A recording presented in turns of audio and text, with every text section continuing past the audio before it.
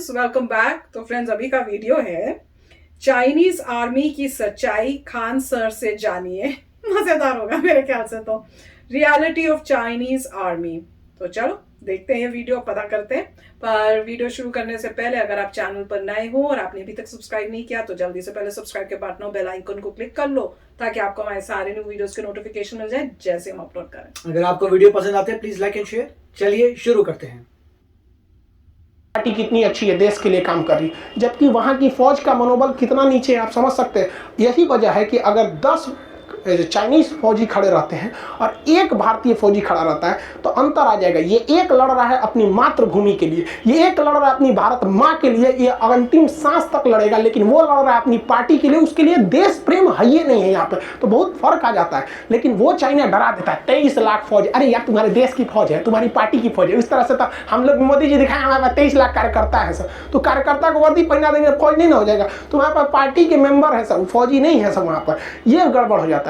और ये जो मिलिट्री देख रहे हैं चाइना की नहीं है, वो भैया पार्टी की है। महिला जो है ऐसे ऐसे चल रही है। एक बार तुम लोग अगर हरियाणा की लड़की से 1 लाख खाओगी ना तो शकल उधर घूम जाएगा, 360 डिग्री घूम जाएगा वहाँ पे। ये सबको पता ही नहीं है। यहाँ पे आएंगे सब इतौरो इतीती होती है, सब पिटा के चल जाएगी सब। पूरी दुनिया को चाइना डरा के रखता है अपनी मिलिट्री पावर के हिसाब से। ये उसका एक मनोवैज्ञानिक प्रेशर है। वो क्या करता है, अपने हथियारों को बहुत ज़्यादा दिखाता है और रियल में उसके पास हथियार ज्यादा है, लेकिन वो हथियार पुराने हो चुके हैं, लेकिन वो रिटायर नहीं करता। जैसे हमारे एयरफोर्स में सबसे ज्यादा कौन सा हथियार है? सुखोई 30, उसके बाद मिग 29, ये हमारे मेन जहाज है। लेकिन चाइना की एयरफोर्स, पूरी दुनिया को लगता है चाइना का एयरफोर्स इंडिया से तगड़ा, लेकिन भाई साहब चाइना की एयरफोर्स का सबसे ज्यादा कोई जहाज है तो चेंडू J7। आप कहेंगे कौन जहाज है? अरे भैया वही मिग 21 है जो भारत में गिरते रहता है, जिसे हम लोग उड़ता हुआ ताबूत, फ्लाइंग कॉकपिन के नाम से जानते हैं। मतलब देखिए उसने इतना बेहतरीन ढंग से मनोवैज्ञानिक दबाव बनाया कि सेम जहाज का नाम बता दे चेंडू J7, लोगों को पता ही नहीं। लेकिन अब जैसे मान के चलिए हम जहाज का नाम रख देते हैं महाशिला कंटक। अब रेडियो पे बात हो रहा है लद्दाख में महाशिला कंटक पहुंच गया, तो भाई चाइनीज सब सुनेगा सब, भाई महाशिला कंटक से युद्ध आ रहा है, बम गिराया जाएगा महाशिला कंटक। ये कौन चीज है भाई महाशिला कंटक?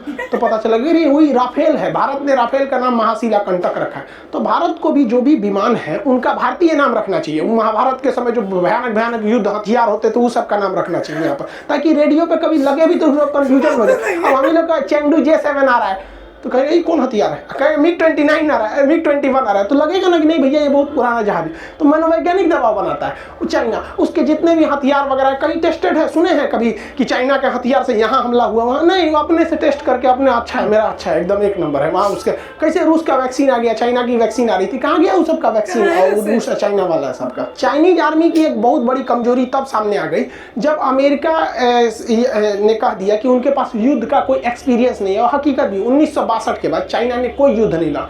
इवन आज तक चाइना ने कोई युद्ध नहीं लड़ा है, आज तक। जैसे आप कहेंगे कि 62 में लड़ा है कि नहीं, देखो भैया प्रथम युद्ध और द्वितीय विश्व युद्ध के समय वो तो अपने में गृह युद्ध लड़ रहे थे। उसके बाद क्या हुआ, तिब्बत पर कब्जा कर लिया। भैया सब तिब्बत के लोग वैसे भी शांति प्रिय होते हैं, बुद्ध की धरती है, वो युद्ध नहीं करना चाहते, उस पर कब्जा कर लिया आपने, तो कहेंगे युद्ध हो गया। 1962 की जो लड़ाई थी वो नेहरू की गलती थी, क्योंकि नेहरू ने अगर एयरफोर्स दिखाई रहती ना तो आज के वक्त में तिब्बत स्वतंत्र हुआ रहता, समझ। तो वो उस समय उनकी गलती थी। वो 1962 का जो सबसे बड़ा चीज है, वो वार कभी भी देखेंगे तो मिलिट्री एक्सरसाइज में जल्दी चाइना भाग नहीं लेता है।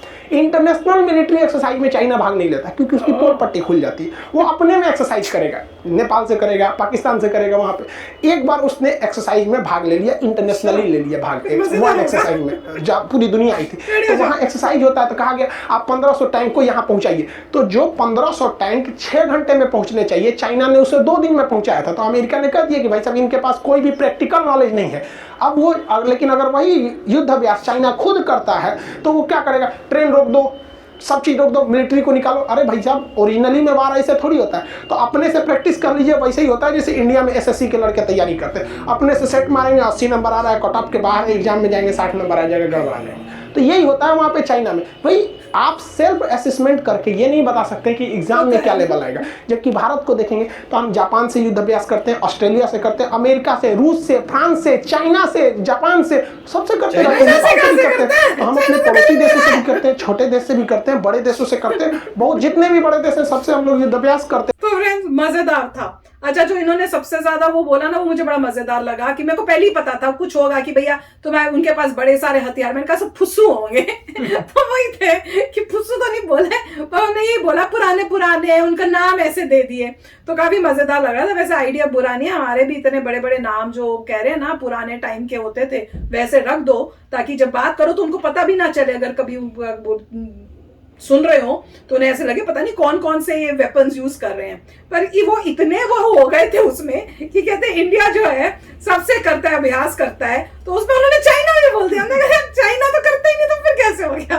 पर उसमें बड़ा मजेदार था कि वो किसी टाइम भूले भटके हाँ बोल दी होगी चाइना की चलो हम एक्सरसाइज करेंगे, और वो एक्सरसाइज उनको 6 घंटे में आना था, उन्होंने 2 दिन लगा दिए वो बड़ा मजा गया। तो तभी रीजन यही होगा, इसी वजह से वो करते नहीं है वर्ल्ड में किसी और कंट्री से, एक्सेप्ट फॉर क्या कह रहे थे, किससे, पाकिस्तान से शायद करते हैं, नेपाल और नेपाल, तो छोटी मोटी कंट्री से करते हैं कि वहां पे तो दिखा देंगे कि भैया हम थोड़े हैं अच्छे।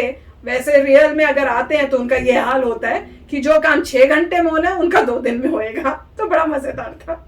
राइट, तो काफ़ी अच्छा था। और इसमें सही बात कह रहे हैं कि चाइना में जो है इतना प्रैक्टिकल एक्सपीरियंस नहीं है। ये बात वेस्टर्न वर्ल्ड में भी बहुत आई थी, जब टेंशन चल रही थी लद्दाख में, तब ये न्यूज़ में ये आता था कि इंडिया हाई ऑल्टीट्यूड वॉरफेयर में बहुत तेज़ है, मगर जो चाइना है उसमें ज़्यादा कैपेबिलिटी नहीं है। उन्होंने कभी प्रैक्टिस की नहीं, उन्होंने कभी फाइटिंग की नहीं है।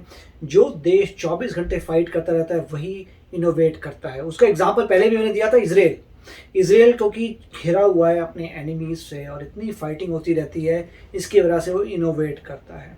तो थोड़ी बहुत इस टाइप की एक्सरसाइजेज, जो ट्रू एक्सरसाइजेज हों, जो भीषण, जिसमें बहुत मारा मारी हो जाए, वो हेल्प करती हैं किसी कंट्री को ग्रो करने के लिए।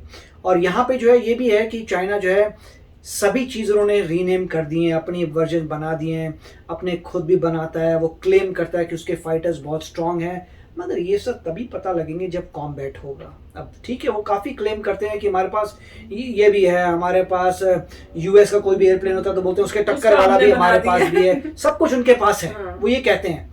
मगर जब तक आप उसका डिस्प्ले नहीं करते किसी वॉर में या किसी एक्सरसाइज में, आप कैसे दिखा सकते हैं? या तो आप बोलिए कि मैं अब यूएस के साथ तो वो करेंगे नहीं मिलिट्री एक्सरसाइज, रशिया के साथ शायद करते हैं तो वहाँ से शायद कुछ मटीरियल, मगर पहले भी हमने देखा था जहाँ पे चाइना ने किसी को कहा था कि इन रिजल्ट्स को बाहर मत बता देना, ये हमारे इंटरनल रिजल्ट्स हैं। तो कई बार ऐसी बातें हुई हैं कि उन्होंने कोशिश की है कि उनके रिजल्ट्स बाहर ना चले जाएं, अंदर ही रहें।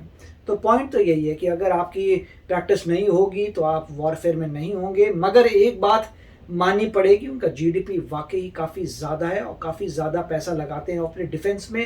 अल्टीमेटली वो पैसा कहीं ना कहीं तो पॉजिटिवली उनके लिए जा रहा है और वही हमें मैच करना है। और दिखता भी है जिस तरीके से उन्होंने मार्स में अपना रोवर भेज दिया, लैंड कर गया रोवर, तो उन्होंने वहाँ दिखा दिया कि हाँ हमने कर लिया है।